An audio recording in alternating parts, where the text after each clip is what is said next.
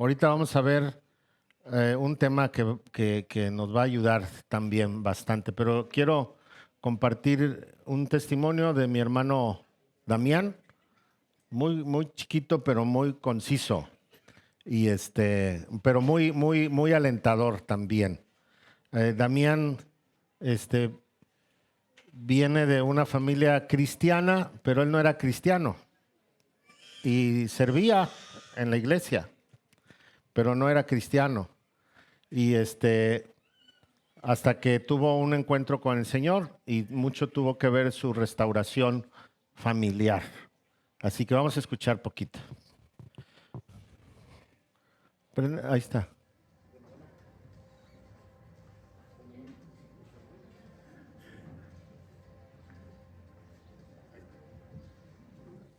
Bueno, buenas tardes mis hermanos. Dios los bendiga. Le digo al pastor, soy su acompañante, le digo que cada vez me hace más famoso. Bien, mis hermanos, me dijo el pastor que pudiera yo tomar 5 minutos. Digo, es muy poquito. Pero todo lo que se dijo ahorita se resume en una vida, en mi vida personal. Hablar sobre el papá, hablar sobre la madre, es muy delicado. Ciertamente mi madre era cristiana, pero mi padre no. Me marcó tanto que vivimos en un pueblito donde el campo en aquel tiempo era lo bueno, la cuestión económica. 2, 3 de la mañana nos mandaba a cortar zacate. Y si no nos decía y se paraba enfrente de nosotros y nos decía, yo la verdad, hasta me da flojera darte de tragar. No me gusta que sean buenos para nada, holgazanes. Siempre nos marcó eso. Pero llego aquí a la iglesia y nos enseñan esta parte en confrontación sobre quién es mi padre, quién es mi madre. Y sin querer, pues sigo trayendo esa siembra, esa cosecha. Ver cómo le pegaban a mi mamá, ver cómo agarraba la comida y la tiraba y yo decía, no voy a ser como eso. Y me caso y sigo siendo igual que mi padre. Y yo dije en su momento, no, que yo iba a ser diferente.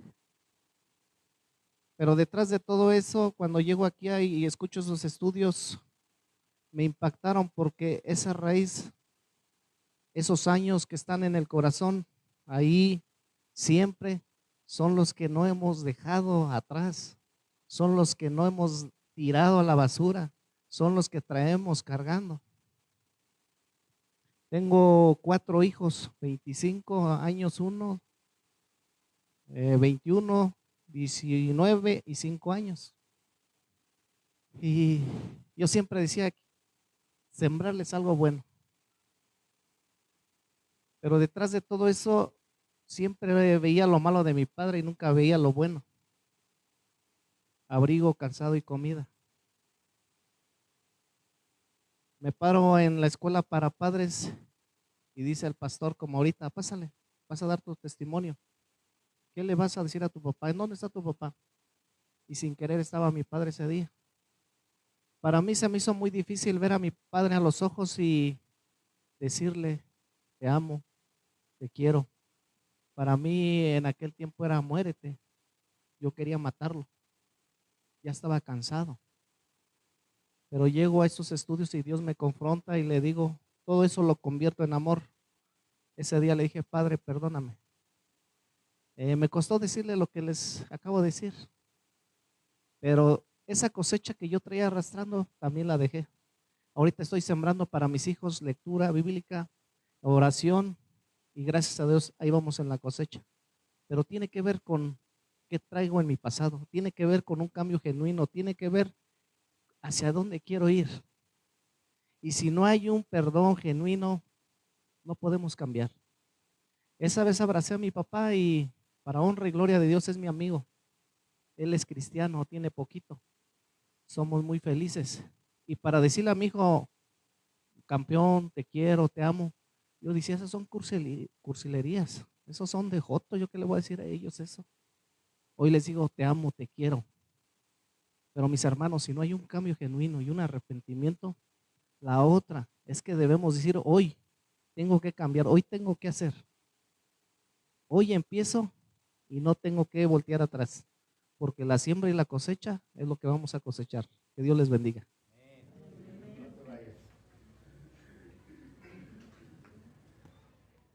¿Cómo sufría tu esposa? No lloraba mucho. Nos peleábamos tanto que allá en donde vivimos este, hay hielo. Tanto era que nos peleábamos que yo me iba a acostar al pasillo sin cobijas, para hacerme el indigno, para hacerme el sufrido y para que llegara y me levantara. Qué necesidad. ¿Qué etapa estás viviendo como esposo, esposa ahorita? Como de 15 años, puro amor. Ahora, ¿quién manda? Ella todavía. Vamos a darle un aplauso.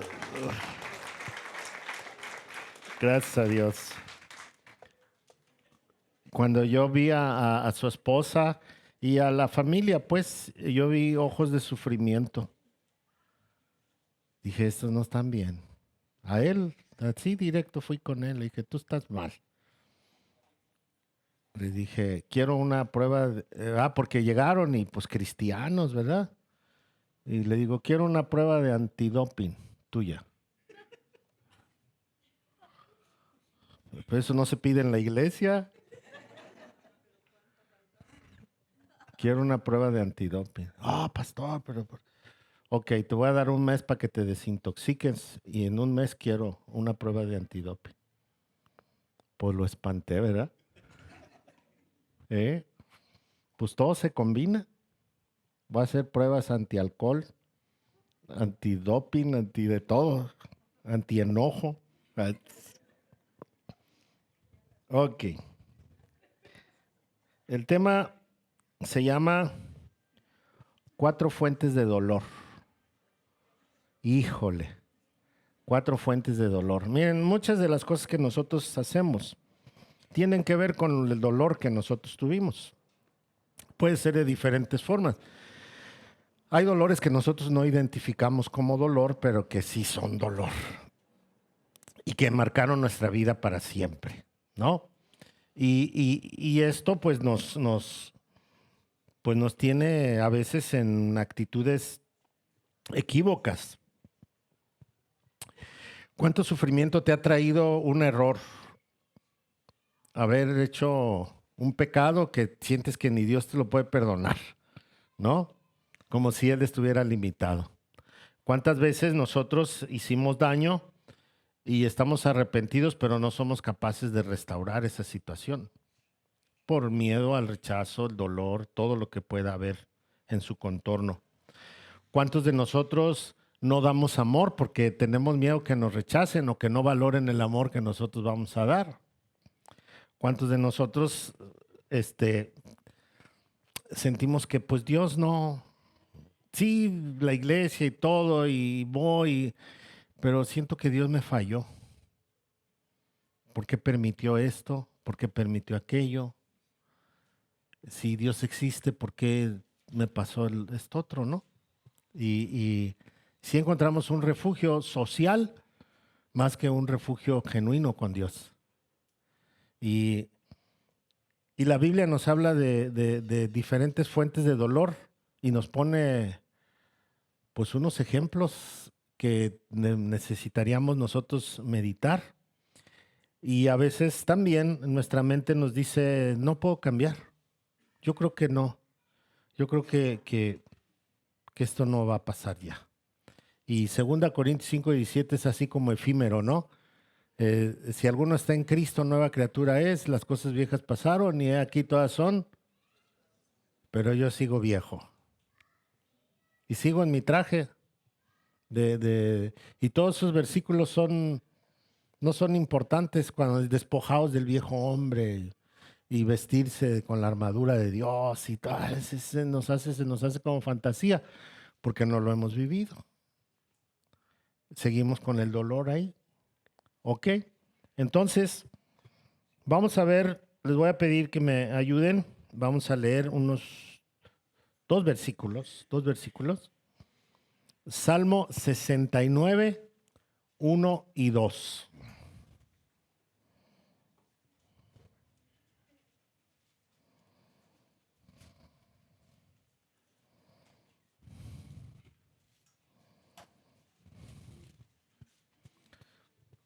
A mí me enseñaron en el seminario que debería de leer muchas versiones bíblicas, ¿verdad? Pero que la verdadera era la Reina Valera. Y que cuando hiciera uno un sermón, pues viera varias versiones, pero la verdadera es la Reina Valera, ¿no? Y creo que yo no la uso. Yo uso la Nueva Traducción Viviente. Y ahorita le voy a enseñar por qué. A ver, ¿quién me ayuda a leer Salmo, qué le dije? 69, 1 y 2. Alguien que tenga voz aguardientosa, que se pare y que lo lea fuerte.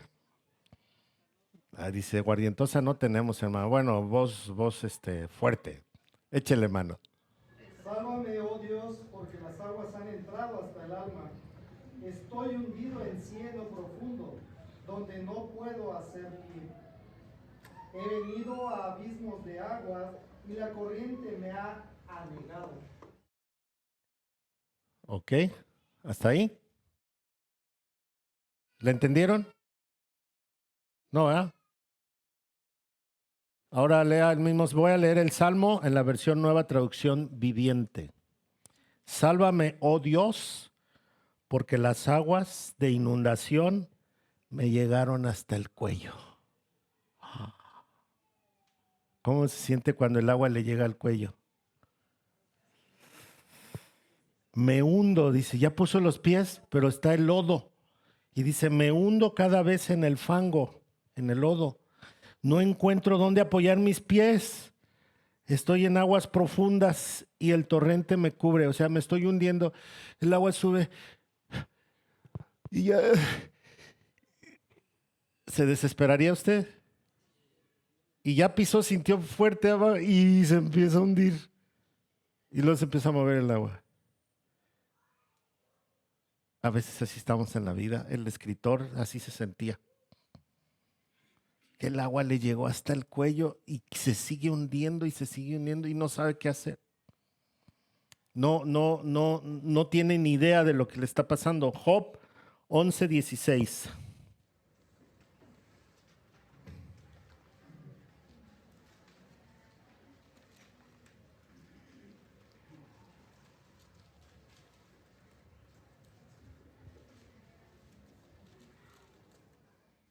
Es del 16 al 19. Es el contraste. Es aquel que está con el agua hasta el cuello, que no encuentra dónde apoyar sus pies y cada vez se hunde más. Y por más que quiere hacer las cosas bien, no puede. Se hunde y se hunde y se hunde. Y el verso 16 del capítulo 11 de Job nos dice así. A ver, ¿quién lo lee? Del 16 al 19. Y olvidarás tu miseria, o te acordarás de ella como las aguas, como de aguas que pasaron. La vida te será más clara que el mediodía, aunque oscureciere será como la mañana. Tendrás confianza porque hay esperanza.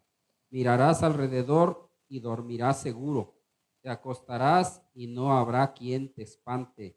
Y muchos suplicarán tu favor, pero los ojos de los malos se consumirán y no tendrán refugio, y su esperanza será dar su último suspiro. Hasta ahí, hermano. Gracias. Lo voy a leer en español. Saben que nuestro idioma en la Biblia es un español castellanizado, ¿verdad? Y por eso luego no entendemos, nos quedamos con cara de what. Ok, dice, olvidarás tu sufrimiento. Piénselo. Olvidarás, ¿qué? Tu sufrimiento. Serás como agua que corre. El agua que corre es agua viva, ¿sí? Tu vida será más radiante que el mediodía. Y aún en la oscuridad brillarás como la mañana. Tener esperanza te dará valentía. ¿Tener qué? ¿Qué me va a dar? Estarás protegido y descansarás seguro. Te acostarás sin, muchos buscarán tu ayuda, pero los malos serán cegados, no tendrán escapatoria. Su única esperanza es la muerte. ¿Cómo se siente? ¿Como el último verso o como la primera parte? Debemos de vivir como la primera parte, con esperanza, que nuestra vida brille, que la gente venga a nuestra ayuda y no nosotros andemos buscando. Bueno, ese es un ideal, pero si nosotros no identificamos nuestras fuentes de dolor, entonces vamos a andar heridos todo el tiempo y si andamos heridos, pues no va a ser posible que nosotros brillemos y que podamos caminar con firmeza. Ok, vamos a empezar. La primera experiencia o la primera fuente de dolor son las experiencias traumáticas. Las experiencias traumáticas son cosas que rompieron en nuestra vida y hay de muchas formas. Las experiencias traumáticas, por ejemplo, yo fui violado teniendo 5 años, un niño. Eso marcó ¿qué? Toda mi vida. Ahora ya no me sirve esta experiencia para dolor, sino más bien me sirve para enseñar y ver que sí se puede superar y que se puede hablar. O sea, no, es la verdad, ¿no? Y que se pudo perdonar al agresor y que podemos llevar una vida tranquila sin que esto nos dañe. Usted sabe, cuando yo confesé esto y lo pude superar, ¿cuánta gente se acercó a mí para decirme yo también fui violado, pastor? Hombres y mujeres. Porque yo sí le puedo decir, te entiendo, sé lo que sientes. ¿O no? Pero a veces decimos, sí, hermano, yo le comprendo. O, nunca se te ha muerto nadie, llegas, te acompaño en tu dolor. ¿Qué va a estar acompañando? Pues si no se le ha muerto nadie, ¿verdad? O sea, porque no ha sentido eso. Entonces, hay empatía. Hay empatía porque tú lo viviste, pero lo más importante es porque tú lo superaste. Y entonces la otra persona también tiene esperanza. Entonces dice el Salmo, dice Job, habrá esperanza, ¿verdad? Para salir adelante y voy a brillar, porque ya superé todas estas cosas. Entonces voy a salir adelante. La primera experiencia es traumática y es una fuente de dolor.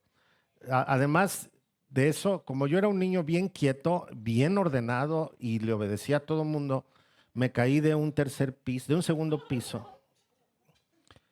Y en otra ocasión me atropelló un coche. Entonces yo sí sé de qué pie cojeo.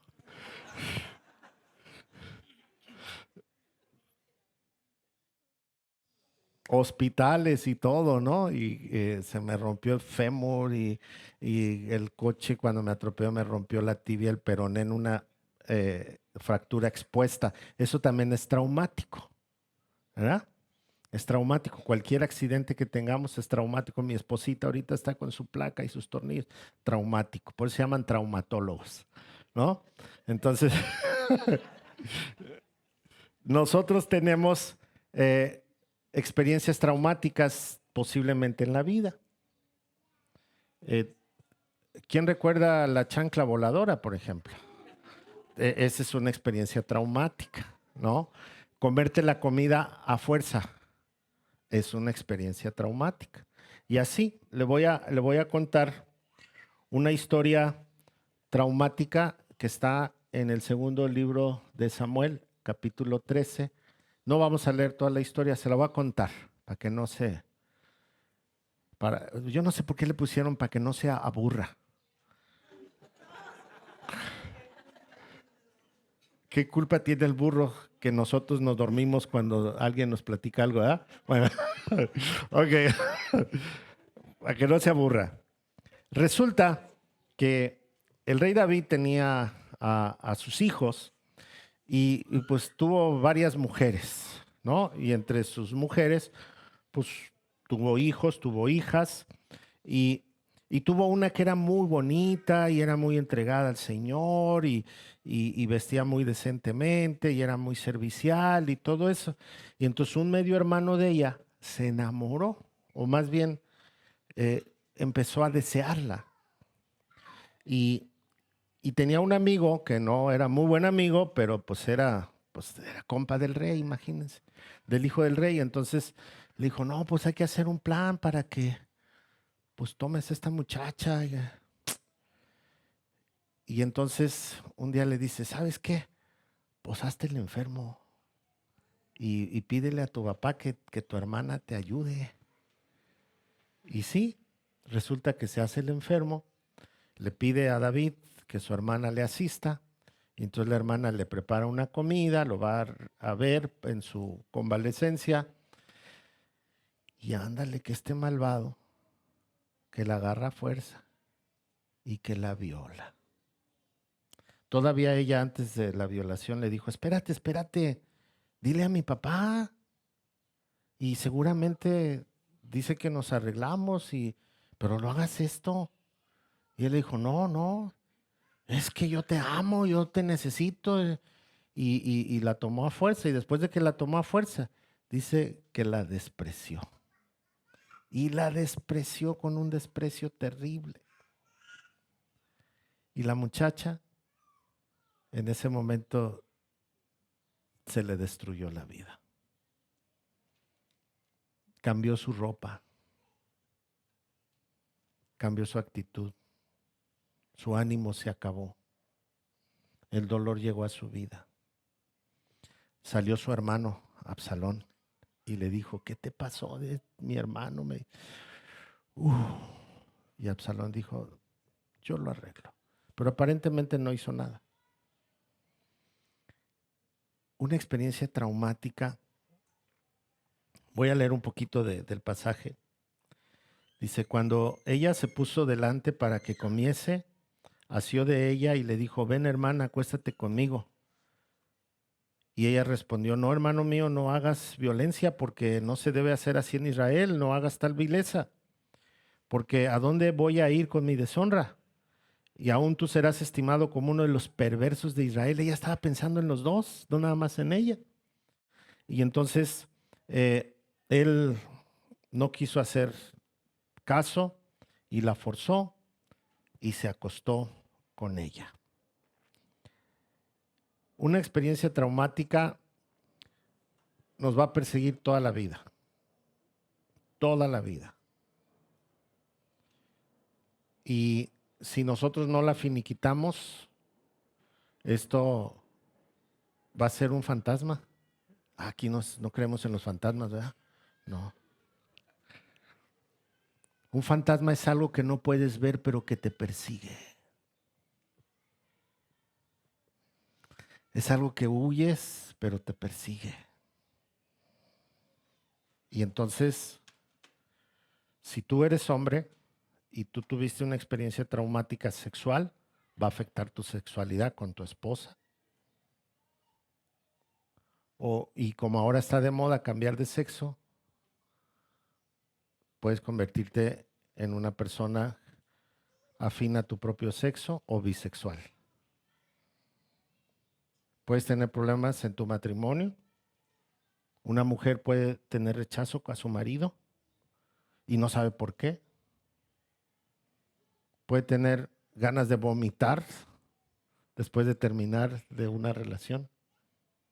Y tú como varón no sabes por qué. O tú te pones nervioso cuando te acercas a la esposa y tienes años de casado y no sabes por qué. Y todo esto es una situación bien triste por una experiencia traumática. Y no necesariamente tiene que ser una violación. Puede ser un toque, palabras insinuantes.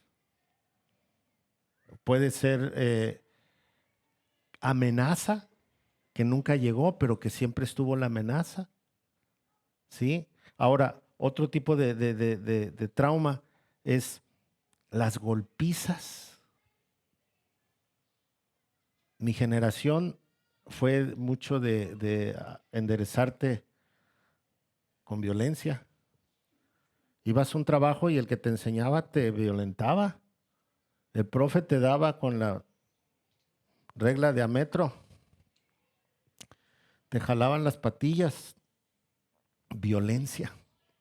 Es una experiencia traumática. Cuando enseñas a alguien, yo te estoy hablando bien, si vieras cómo me enseñaron a mí. Ustedes están en el paraíso porque ustedes tienen todo.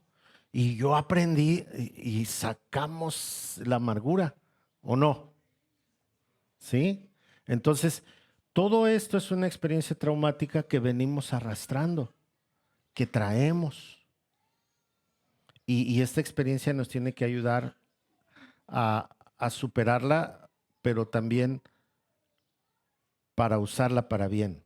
Ahora, le voy a decir, usted puede decir, ¿por qué Dios permitió que me pasara esto? No, Dios no lo permitió. Nosotros lo provocamos. No que usted haya provocado que lo violaran, no, como humanidad. Nuestra maldad ha crecido al grado que el valor se termina y entonces me hace fácil dañar a otra persona. Y entonces cuando daño a otra persona, a esa persona se convierte en la víctima. Y no es que Dios no intervenga, porque Él nos ha dado esa libertad como humanidad. Yo como humano puedo hacer algo malo, voy a pagar mis consecuencias, pero ya lastimé a una persona. Ahora, ¿por qué ahora yo tengo una oportunidad?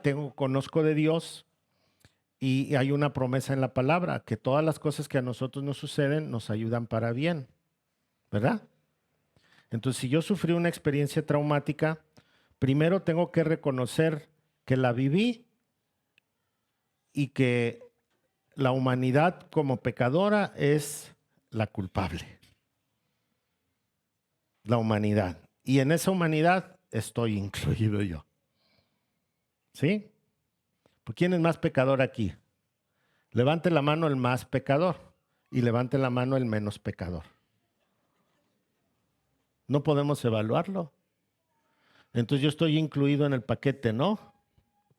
¿Sí? Que yo no haría eso, no, pues qué bueno que no lo harías, pero hubo quien sí lo hizo.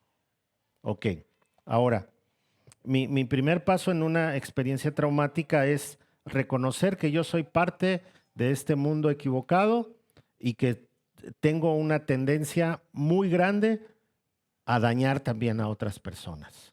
Entonces, lo primero que tengo que hacer es perdonar a la persona que me agravió, aunque haya sido lo más doloroso para mi vida, yo lo tengo que poner en ese momento del perdón. Y entonces ver, la segunda parte es que no soy la única persona que vivió eso, que hay muchas personas a mi alrededor. Tercero, que Dios me ama, que Dios quiere mi restauración y que Él no quiere que viva con eso. ¿Cuál fue el trauma de Jesús? ¿Las golpizas que le pusieron o no? ¿Lo exhibieron desnudo en una cruz o no? ¿Lo injuriaron? Sin embargo, Él llevó nuestros pecados y perdonó. Y Dios lo exaltó. Y entonces dice que esa misma actitud que hubo en Cristo la tengamos nosotros. Y entonces lo que va a suceder es que cuando nosotros tenemos una experiencia traumática y vivimos con ella y nos persigue, traemos el agua aquí y no sabemos relacionarnos porque somos la víctima. Y nos sentimos víctimas todo el tiempo y nos sentimos con el dolor todo el tiempo y sentimos que nadie ha tenido compasión de nosotros y entonces nos hacemos chiquititos. Pero cuando logramos ver desde este punto de vista de que todos somos pecadores y todos hemos dañado a alguien, entonces si yo merezco perdón por algún daño que hice, entonces yo tengo que perdonar a quien me hizo el daño. Y una vez que yo perdono, no quiere decir que olvidé, no quiere decir que sané, no, pero tengo que dar el paso. Y una vez que doy el paso, empieza mi restauración. Cuando yo estoy restaurado, resplandezco. ¿Sí? y empiezo a sentir que alguien necesita ayuda. Y dice Job, y vienen a ti. Y la tristeza ya no va a ser tu marca. Y el miedo ya no va a venir. Amén. Porque lograste pasar esa línea. Ahora, una vez que tú lograste pasar esa línea, vamos a poder ver cómo Dios restaura nuestra vida y cómo nos quiere usar. Pero todas las experiencias que hemos vivido traumáticas, tenemos que traerlas a los pies de Jesús. Y Él sí nos comprende, porque Él pasó por experiencia ¿qué? Traumática. También. Jonás, fíjense, me encanta la historia de Jonás, porque Jonás era un siervo de Dios, ¿sí? Pero bien rajón, ¿verdad? Y desobediente. ¿Ha conocido usted siervos de Dios desobedientes?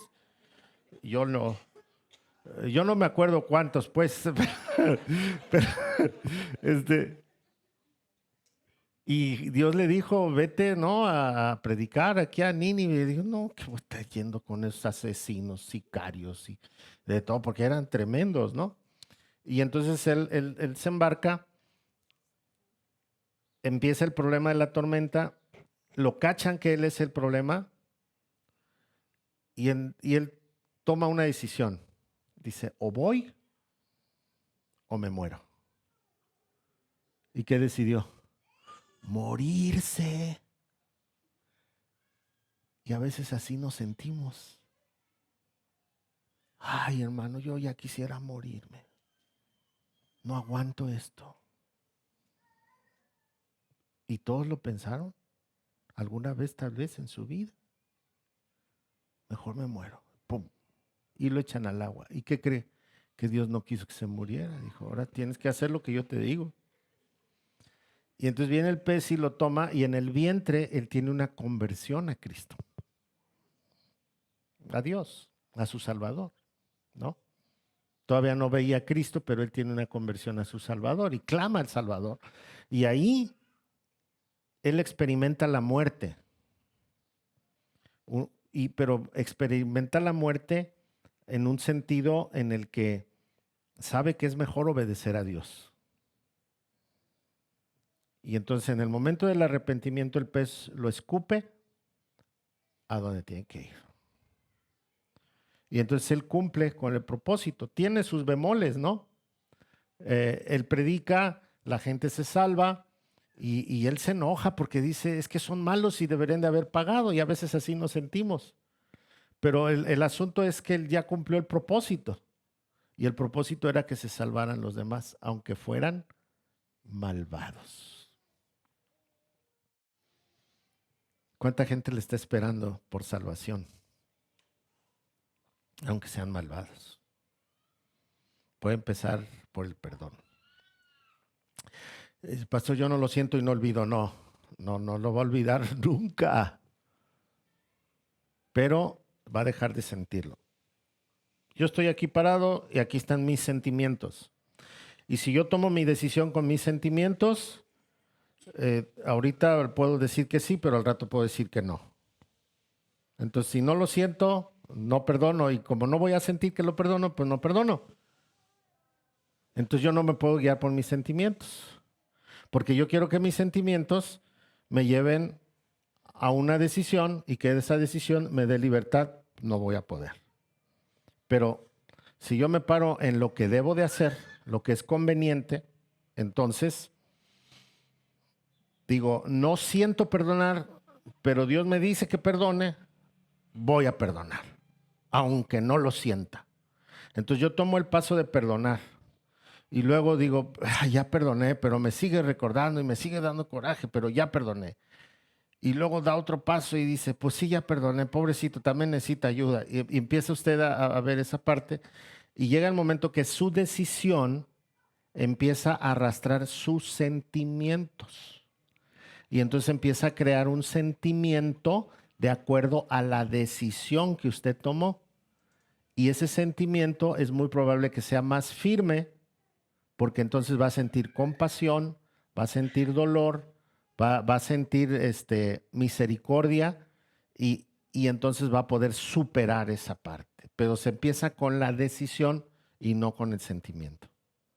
El sentimiento a lo mejor digo, sí, ahora sí voy a perdonar. Y mañana, no, ya siento que no. Y entonces ya no, porque el sentimiento me está guiando. Pero la decisión, si la guío la decisión me va a llevar a un sentimiento correcto y no al revés. Amén. Si usted tuvo una fuente de dolor traumática, es tiempo de empezar. Y no repetir. Y si usted fue el causante de algo traumático, pídale perdón a la persona, aunque no lo sienta. Pídale perdón. Yo tuve que pedirle perdón a mis hijos. Yo nunca fui violento con ellos. Mi esposa sí. Ella sí tenía la chancla voladora. Pero yo no. A pesar de que mi papá fue muy violento y todo, yo nunca fui violento. Pero sí les pedí perdón por ser un borracho, por ser un marihuano, por haberme ausentado de casa, porque yo vivía para que no les faltara nada, pero el que no estaba era yo. Entonces los llenaba de dinero, pero mi presencia no estaba ahí. Entonces tuve que pedirles perdón a todos y a mi esposa también por mi ausencia. Y es importante. Entonces, si usted dañó a alguien, usted tiene que restituir, perdonar. Pedir perdón y restituir de alguna manera. Esa parte no nos gusta mucho, pero hay que hacerlo. Amén. Segunda fuente de dolor, el rechazo. ¿Usted ha sentido el rechazo alguna vez? Híjole, hay un libro que se llama Los pastores también lloran. Los pastores muchas veces son muy rechazados, pero algunos ya estamos vacunados contra el rechazo y ya no sentimos feo. Pero el rechazo, mire, hay un personaje en la Biblia que fue muy rechazado y se llama David. David era pues un pastorcito, ¿no? Y un día el Señor se le ocurrió cambiar de rey y le dijo a Samuel, vete a ungir al nuevo rey, vete a casa de Isaí. A casa dice, sí, ahí vete, ahí tengo un muchachito que va a ser el rey. Y entonces el papá sacó al más grandote y dijo, no, este no. Bueno, este no está tan grandote, pero está guapo. A ver, este tampoco. Y sacó toda la colección y dijo, no. ¿A poco no tienes más? No creo que el Señor sea que... Está el chamaco que cuida las ovejas. Nunca lo llamó hasta que Samuel preguntó por otro. Debería de ser el consentido, pero no. En ese sentido ellos veían por el más grande y el más fuerte. Y entonces fue rechazado. Y su papá lo mandó traer y ¿sabe lo que hizo? Imagínense que usted le digan, hey, mire, este va a ser el heredero. ¿Qué haría con el hijo? ¿Usted qué haría con el hijo? Mi hijo ya no se vaya para cuidar las ovejas, no vaya a ser que se lo coma un león. Véngase para acá, ¿verdad? Y a ver, ¿qué quiere, mijito chulo? ¿Dónde está papá? ¿No? ¿Y qué hizo el papá? Ya te ungieron y todo. Para atrás, mi hijo, a cuidar ovejas. Otra vez. Cuando está la batalla ahí con el grandulón, le dicen, el papá, ¿sabes qué? Deja las ovejas y eres mi mandadero. Ahora llévales comida a todos. Y llega allá y ve toda la bronca y dice, oye, pues este loco, ¿qué trae? Yo me lo puedo echar. Y el hermano le dice, cállese, vino de morboso nomás a ver. ¿O no? Váyase para cuidar sus ovejas. Otro rechazo. Pues sigue insistiendo porque pues dijeron que iba a haber una muchacha de regalo. Y entonces... y entonces dice, no, pues yo creo que yo me gano el regalo, ¿verdad? Y entonces lo mandan llamar y le dice el rey, ¿tú crees que tú puedes pelear con este? ¿Ya te viste, ñango? Pues yo he matado leones y osos. No, papá. A ver, ponte la armadura, nomás para burlarse. Porque pues dice que pues, no podía, no era ni de su talla ni nada. No, pues yo con piedritas. Ah, muchacho. Ándale, pues, ve. Y yo creo que Saúl estaba esperando a ver cómo hacían pedazos al chamaco. Y luego ya sufrió el rechazo de su papá, de sus hermanos, del rey. Y sale a la batalla y le dice el grandulón, "Ja, pues que soy perro para que vengas a mí con piedras. Sáquese jugar sus canicas por otro lado." Y se chuta el grandulón y el Saúl no le cumple. Dice, ya vine por mi morra. No, no hay morra. No hay.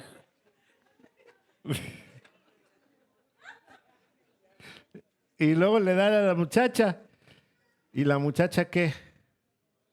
Lo desprecia.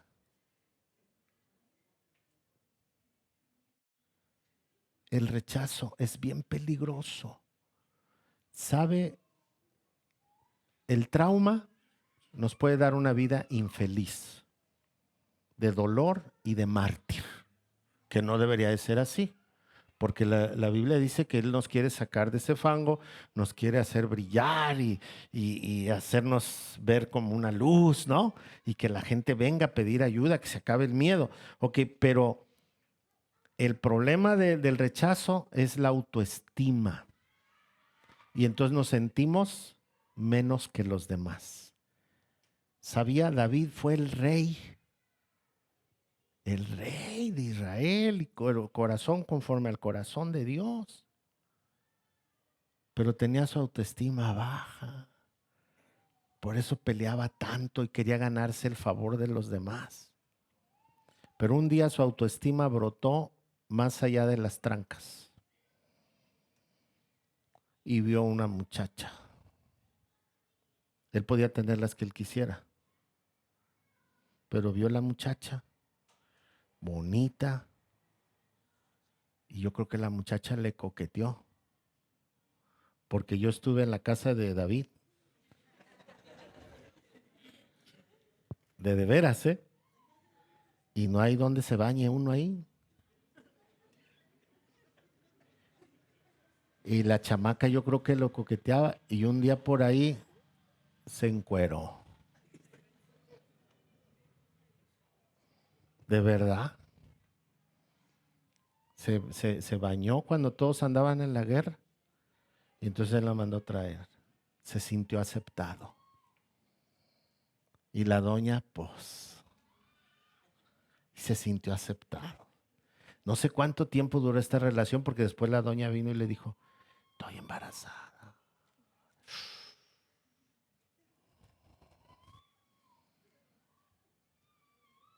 El rechazo provoca adulterio. Usted puede ver un matrimonio aparentemente bonito, firme, y la muchacha rechazada. Y de repente llega a la carnicería y le dice, güerita, ¿qué va a querer, güerita? Y está prietita, prietita. Y el otro le dice, güerita.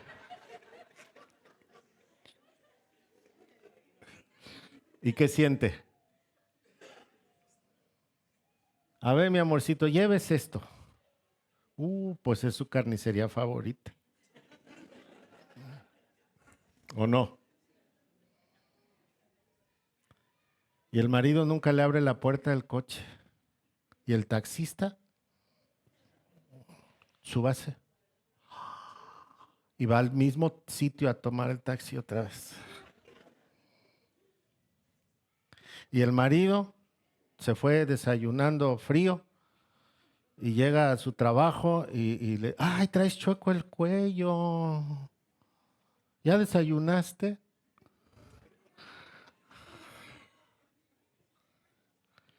¿Y qué pasa? El rechazo provoca adulterio. Aquí dice la Biblia, no se nieguen el uno al otro por causa de las fornicaciones. Usted tiene que arreglar ese asunto del rechazo. A lo mejor fue rechazado por su papá, por su mamá, por sus amigos, por sus hermanos, en el trabajo. Arregle ese asunto. Usted es acepto en el amado. Amén. Y no necesita andar buscando nada. Dios le ha bendecido. A lo mejor hay un problema ahí, arréglelo. A lo mejor mi esposa me rechaza por algo. A lo mejor tiene una experiencia traumática ella. Hay que platicarlo y arreglarlo. Porque, pues una sonrisita por allá, un servicio por acá. Y cuidado, cuidado. ¿O no? Es una experiencia del rechazo que nos trae dolor. Una vez que se comete el adulterio, qué difícil es restaurar una familia así. Si hay perdón y todo, yo digo que no sea imposible, pero qué dolor trae un adulterio. Y todo por no haber superado el rechazo. Y ese fue el asunto de David. ¿Sabe? David no lo arregló, pagó las consecuencias. ¿Sabe dónde en realidad se arrepintió David? Cuando iba para arriba huyendo de su hijo. Ahí fue su arrepentimiento. Llevaba una capa, iba agachado, iba llorando, porque su hijo se había rebelado contra él. Y entonces sale un compa y le dice, asesino, perro. Y le empieza a echar piedras y polvo. Y entonces sale un soldado y le dice, al rey no le vas a decir nada, lo mato. No, no, déjalo. Está diciendo la verdad. Tal vez Dios lo mandó a decírmelo. Está diciendo la verdad. Y se puso a llorar y siguió caminando y llegó al monte y vio que traían el arca. ¿Pero qué quieren el arca? Es que la presencia. Llévensela a su lugar. Si Dios quiere que vuelva, Él me va a traer. No necesitamos nada más. Y estuvo llorando en la montaña, arrepentido. Y Dios restauró. Y Dios lo trajo otra vez. El rechazo puede ser muy peligroso. Si usted se siente rechazado, dígalo. Dígale a sus papás, dígale a su esposo, a su esposa, me siento rechazado, no me pongas en peligro. Pero hay que decirlo, ¿o no? Porque si lo guarda y si lo calla, el día de mañana va a aparecer el güerito o la güerita. Ya se me acabó el tiempo. Y nos faltan 2. Ahí vamos, ¿sí? ¿Aguantan? Dígale allá a su vecino, no te duermas. Y muévalo así, un poquito, muévalo.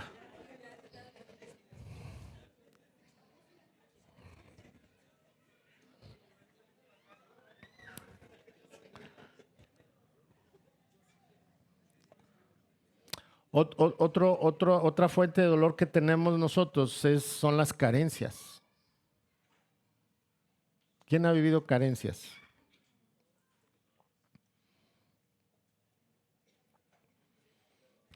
Yo me di cuenta que era pobre hasta que fui a la escuela. No me había dado cuenta que era pobre yo. Yo era feliz y jugaba y todo. Cuando fui a la escuela y vi que unos llevaban unas tortotas bien bonitas de jamón con aguacate y todo. Y yo llevaba un pan de esos de la Conazupo con frijoles. Híjole.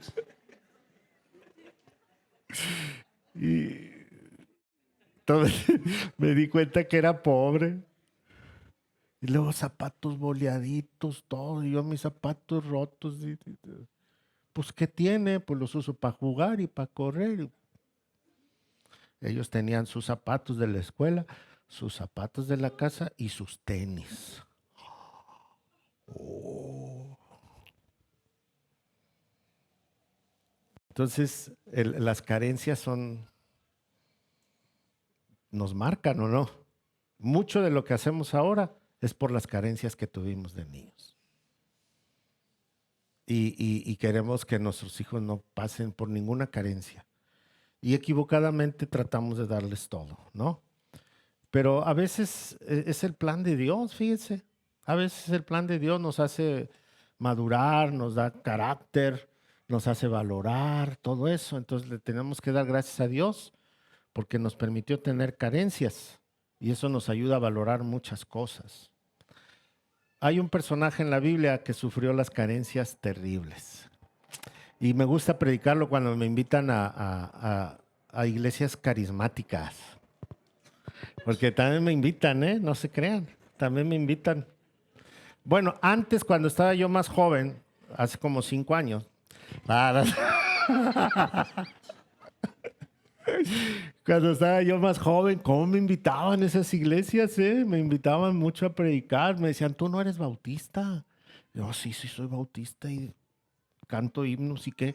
¿No? Y me invitaban, iba yo y predicaba. Y Elías es todo lo contrario de una iglesia neocarismática de la prosperidad, porque era un siervo de Dios, fiel, apasionado. Y entonces el Señor le dijo, voy a mandar sequía por 3 años. Dijo, pues estoy incluido, estás incluido. Y empezó a ver cómo mataban a todos los profetas.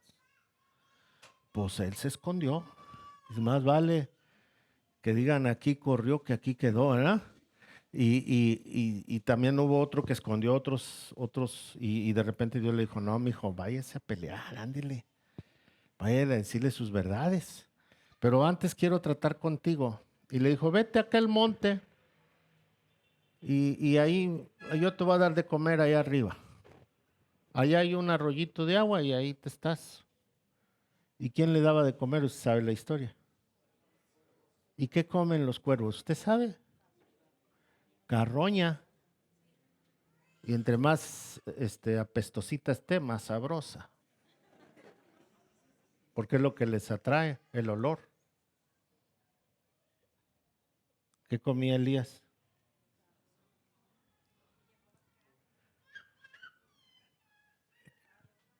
Llevaba carnita, tasajo.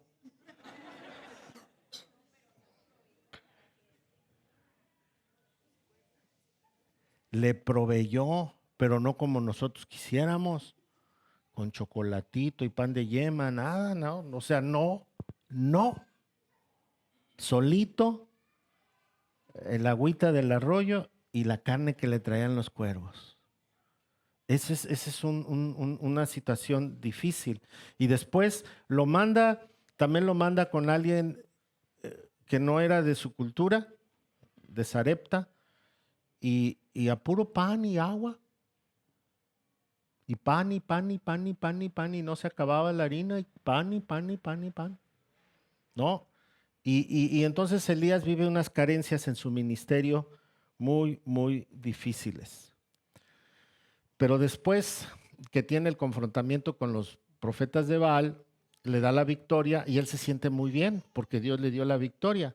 Pero después otra vez la mujer esta Jezabel, que traía locos a los demonios, porque ella torturaba a los demonios, no se crea. Pues era tan mala que los demonios le tenían miedo. Y entonces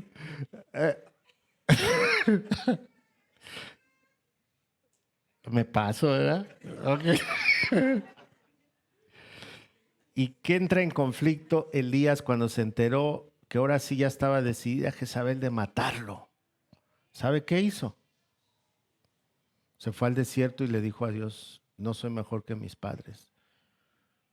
No les he comprado ni tenis de marca a mis hijos, ni les he comprado buenas playeras, no los mandé a buenos colegios, mátame.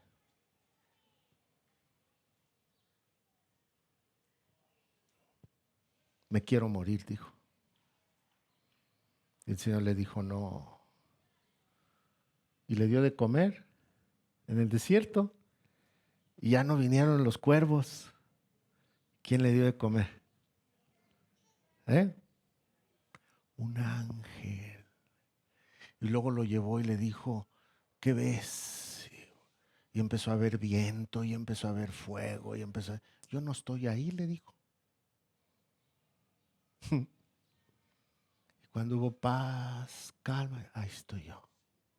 Largo camino terrestre, órale, chambear. Porque Dios no está en las cosas.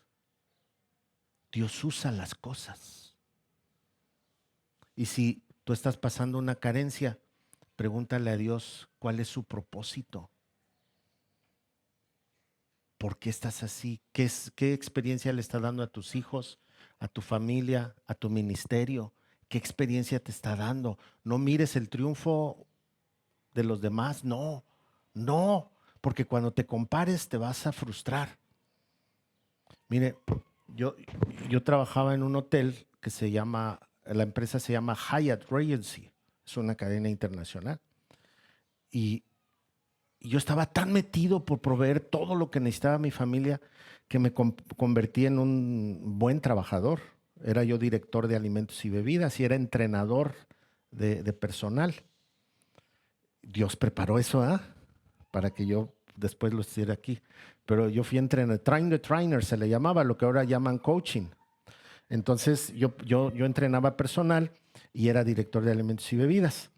Entonces un día una empresa me ofreció trabajo y me daba 25% más de sueldo con las mismas prestaciones, casa, carro, todo lo que yo tenía en Hyatt, me lo da 25 más.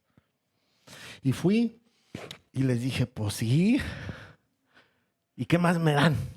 ¿No? Y ya, entonces vine a renunciar y en esos trabajos pues, hay que renunciar un mes y medio antes. Entonces ya acá les dije, yo vendría contigo para tal mes, ok. Y vengo a renunciar y les digo, pues es el último mes que trabajo. Y el gerente se me enojó, me dijo, ¿cómo que es el último mes? ¿Sí? ¿A dónde te vas? No, pues me voy a tal empresa. No. Y si me dijeras Camino Real o Westin, en aquel tiempo estaban separados, pues todavía, pero esa empresa no.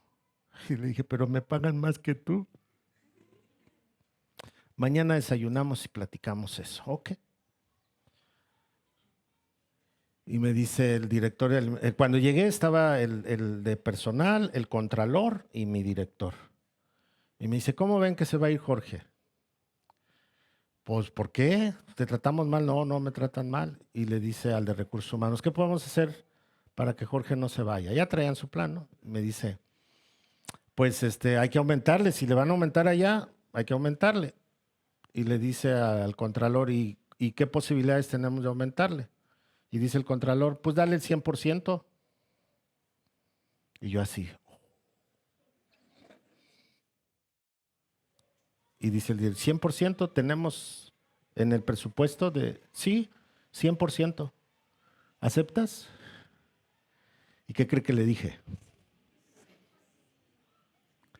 Le dije que lo iba a pensar. Y puse una condición. Si me pagas 6 meses adelantados, me quedo. Si no, no. Y me los pagaron. Con eso construí mi casa. Cuando terminé los 6 meses, les pedí otros 6 meses y me los volvieron a dar. Porque ¿en qué canal estaba yo? Suplir todo para mi familia. Y ellos me tenían seguro porque habían invertido dinero en mí. Ya no me iba a ir. Pero quien me necesitaba era mi familia.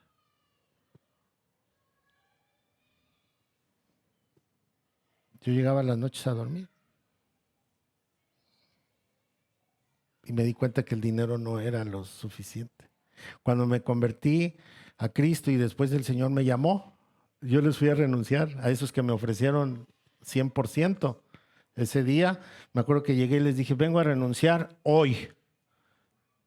Está vacilando. No, ya me voy. Pero la ética que el mes no, ya me voy. Y renuncié. Y me dieron la nota y que se muere mi papá. Tuve que gastar. Y me fui al seminario. En una semana hice todo. Y me fui al seminario sin dinero. Y el Señor me enseñó otras cosas. La iglesia, yo ganaba en aquel tiempo 25,000 pesos mensuales, hace 30 años. Y la iglesia me pagaba 1,000 pesos al mes. 1,000 al mes. Y en el culto, cuando iban a orar por mí para irme al seminario, llegó un canadiense despistado. Llegó y se metió y se sentó, y un hermano se acercó y le quiso traducir a medio su inglés.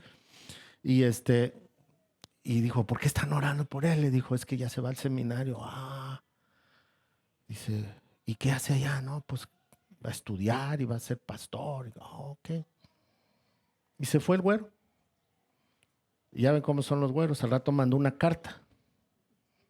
Mandó una carta y diciendo, me enteré así, es como nos enteramos nosotros, que se iba el señor a estudiar y todo eso. Y en la carta traía un cheque de $500.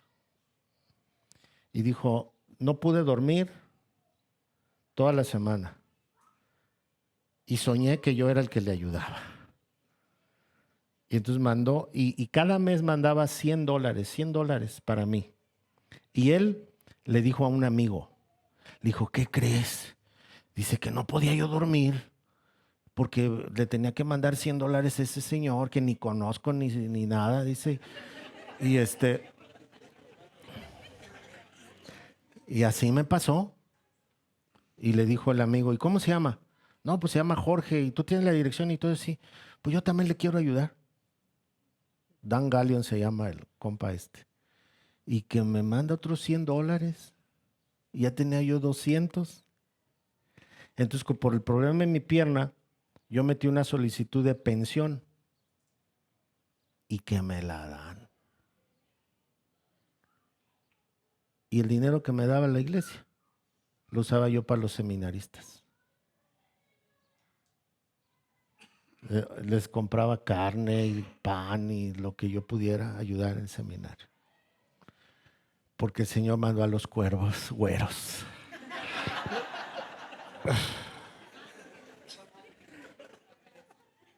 Sí. Porque Él se encarga. Amén. Él se encarga. Tengo un montón de anécdotas de esto, hermano. Porque me fui a vivir a mi casa que construí con los adelantos y la tenía en obra negra y sin ventanas y sin puertas. Y así me fui a estudiar y mi familia así. Y cuando empezó a llover, híjole, ahí sí me vi en conflictos. Y entonces pues no tenía para comprar puertas y ventanas. Y un día mi esposa me dijo, nos mojamos todos, ya yo creo que estás muy apasionado, regrésate a trabajar. Un hijo mío, el que está en Canadá, me dijo, ya, regrésese a trabajar. Pues te extrañaban, ¿verdad? Y y me puse a llorar.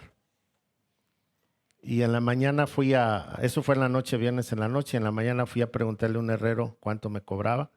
Midió todo y me dijo, pues mira, te cobro 17,000 pesos, lo más sencillo, pero va a quedar seguro. 17,000 pesos, ¿dónde los agarro?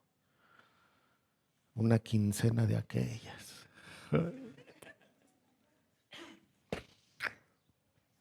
Y el domingo, que llego a la iglesia a predicar, me dicen, oye, un tal Fensky te quiere ver.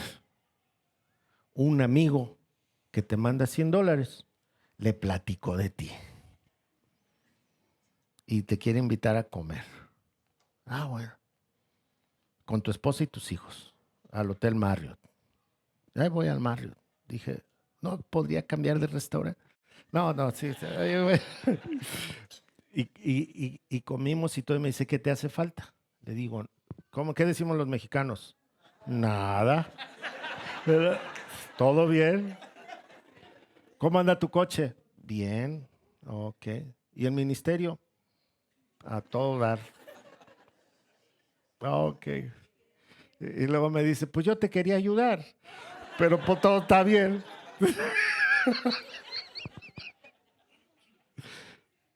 Y saca un sobre y me dice, de todas maneras, toma, úsalo para lo que quieras, para la iglesia o para ti, para lo que quieras. Ah, pues muchas gracias. Terminamos y no abrí el sobre hasta la otra semana. ¿Usted cree que abrí el sobre hasta la otra semana? Le dije, voy al baño.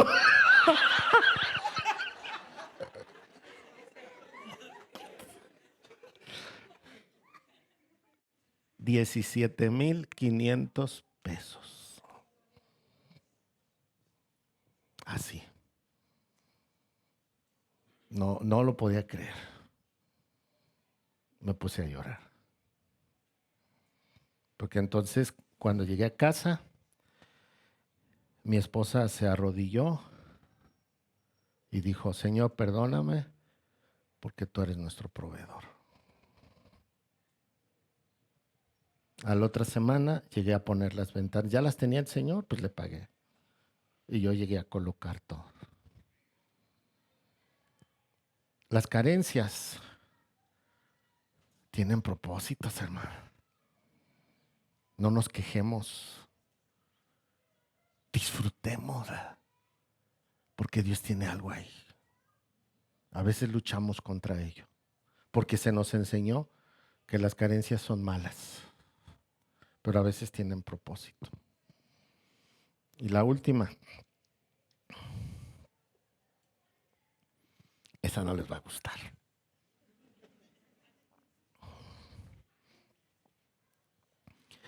El pecado. Esa es una experiencia traumática, dolorosa, de rechazo y de todo.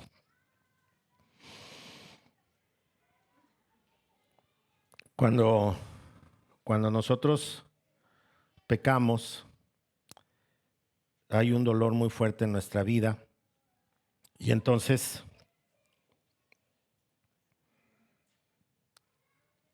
no podemos tener paz. Y máxime cuando nos cachan. Yo les digo, cuando voy al penal, les digo a los muchachos, oigan, ustedes saben que la diferencia entre ustedes y yo es que a ustedes los cacharon y a mí no. ¿Sí? A ustedes los cacharon y a mí no. Y yo soy tan pecador como ustedes. Pero ustedes están viviendo una pena. Están purgando una pena porque los cacharon. ¿A nosotros quién nos cachó? Dios. Y entonces purgamos una pena.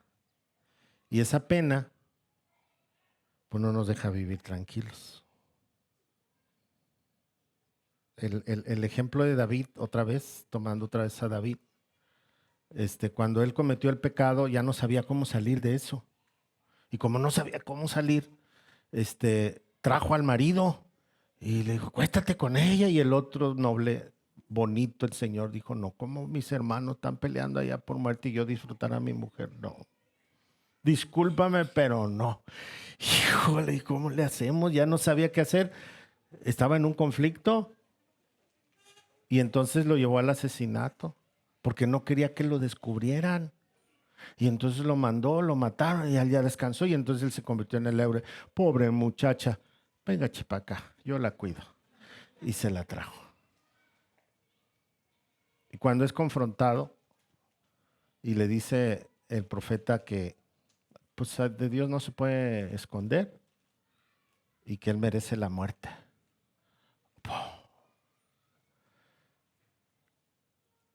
Y sin embargo Dios lo perdona, ¿eh? Pero le dice, vas a sufrir las consecuencias. Primera consecuencia, se muere su hijo. Segunda consecuencia, violan a su hija. Después, el hijo mata al otro hijo. Luego el hijo se rebela. Él sale huyendo. Cuando él escribe el Salmo 51, él describe toda su situación. Y dice, mientras callé, se envejecieron mis huesos, o sea, cometí los errores más terribles, hice las cosas más feas. Porque el pecado eso hace, es una fuente de dolor. Y no estás en la cárcel, pero traes la pena encima. Duro, duro, duro, duro. Ok. Necesitamos confesarlo. La Biblia dice, confiénsese unos a otros sus pecados, ¿verdad? Ahora, no va a venir con su esposa y le va a decir, viejita, te engañé 5 veces. Perdóname. No, no, no. Fueron 7. No, no, no. Tiene que buscar a alguien de mucha confianza. Una persona espiritual que pueda orar por usted y que puedan platicar y soltar. Y que esa persona le pueda asistir y ayudar. Porque si no, no va a descansar. Dice, mientras callé, se envejecieron mis huesos. Pero cuando confesé, entonces volví a la vida. Entonces necesitamos confesarnos unos a otros. Nomás no escoja un cura de aquí en la ciudad, son rechismosos. Pero sí con un hermano. Y decirle, cometí este pecado, hermano, ayúdame. Una vez llegó a la iglesia un hermano, súper líder de otra iglesia, que ni bautista ni nada. Y ya se me hizo raro verlo llegar a la iglesia. Y le dije, ¿qué haces aquí? ¿Puedo congregarme aquí, pastor? Pues sí, pero pues yo me quedé de a 6, ¿no? Le dije, ¿pero por qué? Dice, ¿podemos platicar al final? Sí, sí, hermano, ¿cómo no? Ya pasó el culto, me esperó y me dice, cometí adulterio, hermano. Y lo abracé, oré por él. Y se puso a llorar. Es un fiel colaborador de la iglesia. Su mujer cambió. Él cambió, empezó a hacer todo lo que no hacía como hombre en su casa. Y yo no hice nada, hermano. Lo abracé y lo dejé llorar aquí. ¿Sabe qué recibió? Aceptación. Entonces necesitamos confesar.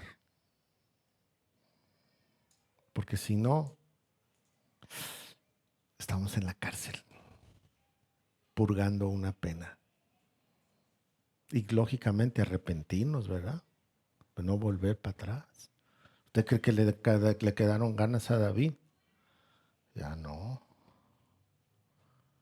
Porque es muy doloroso. Hay tantas cosas que decir, hermanos. Les voy a confesar mis pecados. No, no se crean, no. Pero sí quiero orar por usted.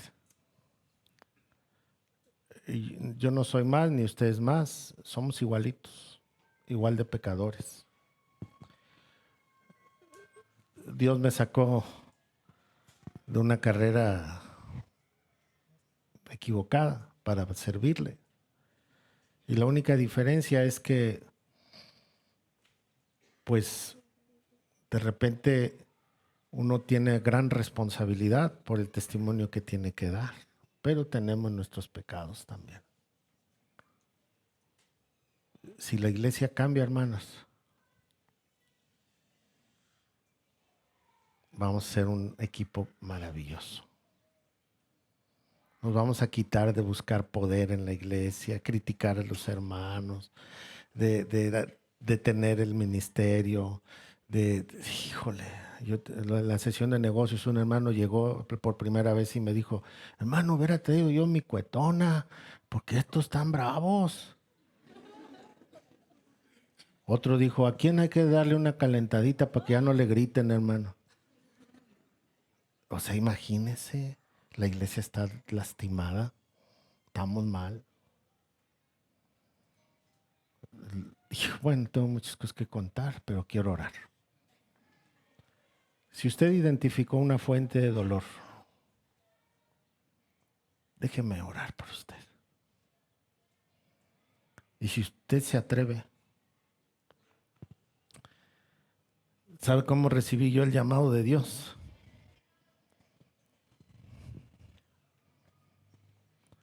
Aquí.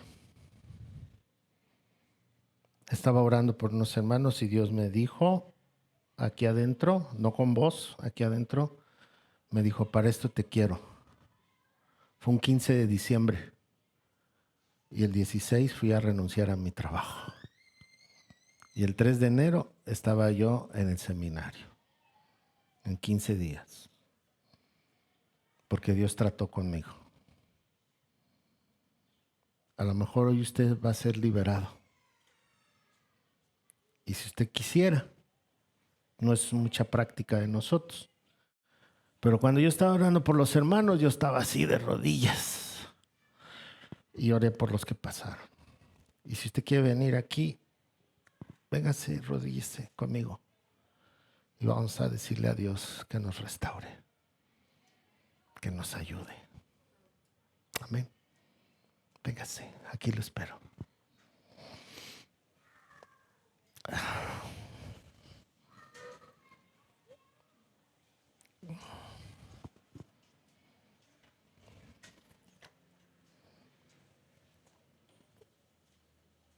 Oh, Señor. Te alabamos, Padre. Tú conoces nuestro dolor. Tú conoces la situación de cada uno de nosotros, Señor. Delante de ti no tenemos nada que esconder. Muchos de nosotros hemos sido víctimas. Muchos hemos vivido estas fuentes de dolor, las 4 y más a lo mejor. Pero sabemos que tenemos un Dios todopoderoso, restaurador, que nos quiere en su mano. Y por eso hoy, Señor, estamos delante de tu presencia. Y yo en lo personal oro por cada uno de mis hermanos y hermanas, Señor, para que hoy sean libres, para que hoy puedan recibir el abrazo tuyo, Señor, el abrazo del Padre, que nos acepta, que nos consuela, que nos restaura, y que tu gracia esté sobre nosotros, Señor. Padre, perdona nuestras faltas. También hemos cometido errores y los traemos delante de ti. Aquí estamos, Señor. Sana nuestra vida, sana nuestra familia, sana nuestra iglesia, nuestra comunidad. Recuérdanos que somos valiosos para ti. Moriste por nosotros y nos quieres brillantes como tus embajadores. Gracias por darnos esa oportunidad. Trae consuelo a nuestro corazón y trae paz. Que nuestro rostro brille, resplandezca. En el nombre de Jesús. Amén. Amén. Amén. Gloria a Dios. Amén.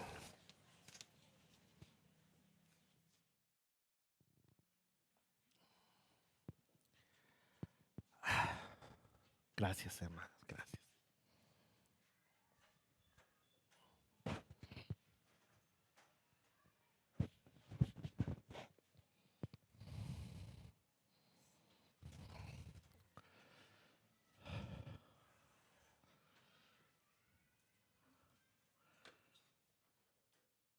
Dios quiere hacer algo con nosotros. Y yo creo que está provocando un movimiento en nuestro país. Sabe que la Iglesia Bautista ha sido usada con poder todos estos siglos y hoy quiere trabajar con nosotros, pero nos quiere sanos, conscientes, nos quiere más humanos, espirituales que religiosos, dependiendo de Dios y no de las reglas. Amén. Gracias por su paciencia, hermanos.